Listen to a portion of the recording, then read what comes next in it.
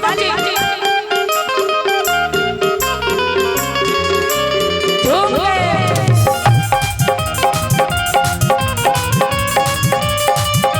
बोल बो एक देश के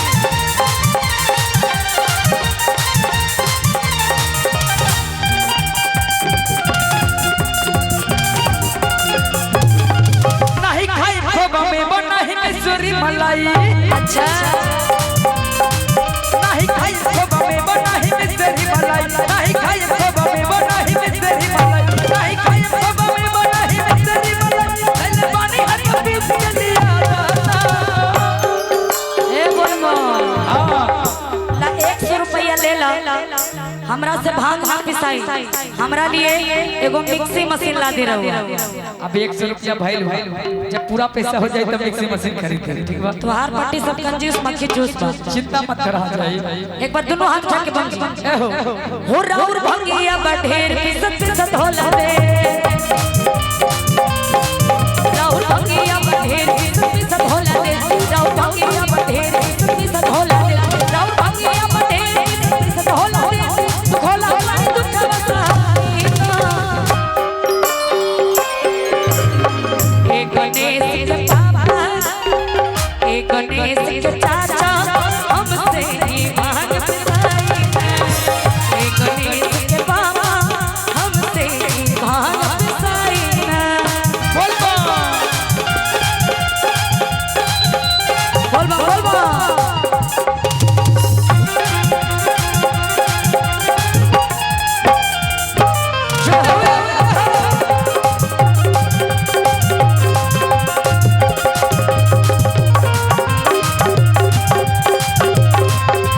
नहीं खाई खोबा मलाई मिसरी नहीं चटवा भंगिया के स्वाद मिसरी नहीं सब हम त नहीं पिसा नहीं खाई खोबा मलाई मिसरी नहीं चटवा भंगिया के स्वाद मिसरी सुना बतिया हमार बिना भविष्य बिना सुना बतिया हमार बिना भविष्य बिना हमरा सामने पे जल्दी हटा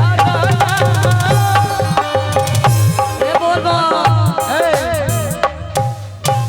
सब्र करो एक बार दोनों हाथ जाके बमजी सभी को झूम के एक साथ हमरा से भांग ना पिसाई मतलब ना पिसाई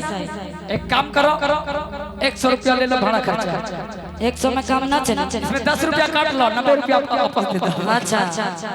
10 रुपया में चॉकलेटो नहीं क्या होता तो का कहे के बा मिक्सी मशीन चाहिए का चाहिए अच्छा मिक्सी मशीन हां भाई मिक्सी मशीन के कितना बात जाना था कितनो दाम बता के तोहरे के देवे के बा सावन के बाद ला दे अभी चाहिए अभी चाहिए हाँ एक बार दोनों हाथ चाहिए बमजी और कहे के बाद कैसे मिली कैसे मिली हो हम कैसे मिली अरे मिक्सी पे न भगिया कैसे मिली मिक्सी पे न भगिया कैसे मिली कैसे मिली कैसे मिली हो बोल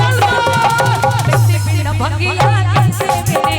मिक्सी पे न भगिया कैसे मिली चुप है तो हाथ बजे हो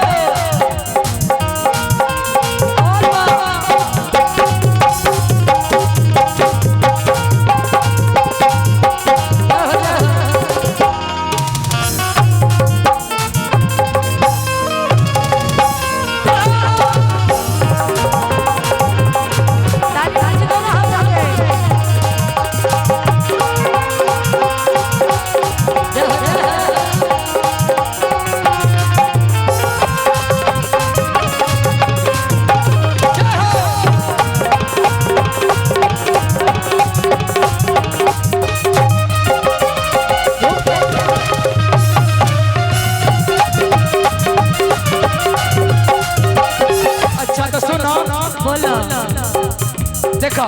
हमरा के में बा मलाई मिश्री सब कुछ ना भावे तक घर में बचल खुचल तनी भांग पीस के लिए आई नहीं पिसाई जब तक मिक्सी मशीन नहीं खाए। देखा जवन स्वाद जवन मजा तोहर हाथ के पीसल में बानो वो मिक्सी मशीन में नहीं खाई ला 10 रुपया और जमा कर ला लाल खत्म। अच्छा लेकिन मिक्सी मशीन चाहिए। देखा तनी सुना कबरा जी एक बार दोनों हाथ जाके बन जी भाई तेरे हाथ ऊपर और कहे के बाद अरे कि पीसल भंगिया तोहरा हथवा के सवाद देला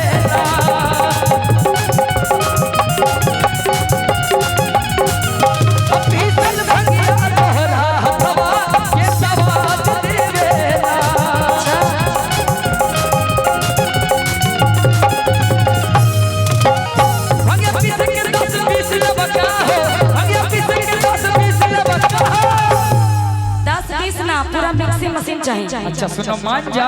ना मानो अरे भंगिया हमार तन पीस बता हो भंगिया हमार तन पीस बता हो भंगिया हमार तन पीस बता हो भंगिया हमार तन पीस बता हो नहीं सा अरे भंगिया हमार तन पीस बता हो कोमल कलैया से खींच बता हो भंगिया पीस के रस पीस बता हो भंगिया हमार तन पीस बता हो भंगिया हमार तन पीस बता हो भंगिया हमार तन पीस बता हो कहे करा तनी एक बार दोनों हाथ उठाए बाबूजी,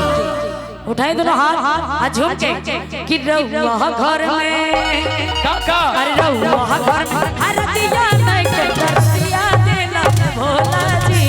रहुआ घर में हरदिया नहीं के दरदिया देना भोला जी दरदिया देला भोला जी दरदिया देला भोला जी दरदिया देला भोला जी दरदिया देला भोला जी अरे रहुआ घर में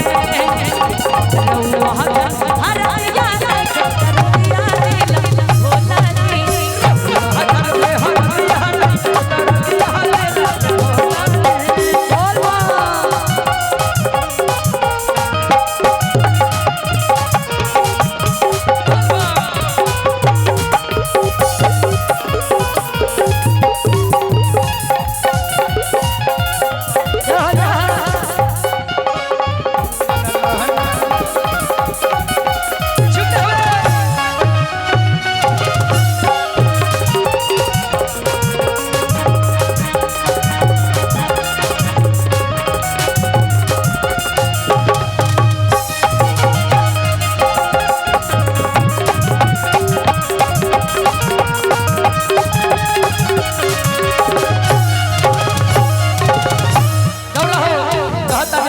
बोला एक गौरा देव घर में गौरा देव घर में घर में गौरा देव घर में ले बुझा के तू कट्ठा जमीन हो जब खाइबो भाव देव घर में ले बुझा के तू कट्ठा जमीन हो जब खाइबो भाग पीस के मती बोला जब घर में ले बोला के दुख था जानी हो जब तुझे भाग से जमते जतरू नहर तो हाय हाय हाय हाय बड़े खतरा न करिया बाय बाय बाय बाय जतरू नहर बोला बाय बाय बाय बाय भैया खतरा न करिया हाय हाय हाय हाय जी के पड़ी अब तोरा भगिया बिल जी के पड़ी तोरा अब भगिया बिल छोड़ा हटाओ मान जाता नहीं एक बार दोनों हाथ उठा सभी को झूम के नाच कर और भजन की आखिरी लाइन सारे भक्त भाइयों के साथ कि मोर भगिया मन नहीं मोर जो किया मन नहीं के मन आई